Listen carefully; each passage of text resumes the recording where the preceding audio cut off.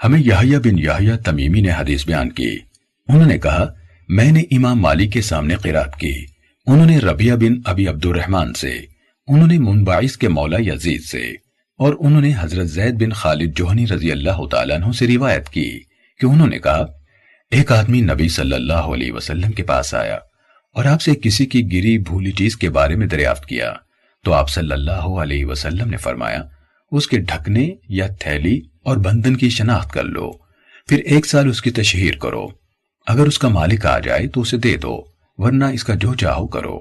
اس نے کہا گمشدہ بکری کا کیا حکم ہے؟ آپ صلی اللہ علیہ وسلم نے فرمایا تمہاری ہے یا تمہارے بھائی کی ہے یا بھیڑیے کی ہے؟ اس نے پوچھا تو گمشدہ اونٹ۔ آپ صلی اللہ علیہ وسلم نے فرمایا تمہارا اس سے کیا تعلق ہے؟ اس کی مشق اور اس کا موزہ اس کے ساتھ ہے، وہ خود ہی پانی پر پہنچتا ہے اور درخت کے پتے کھاتا ہے یہاں تک کہ اس کا مالک اسے پا لیتا ہے۔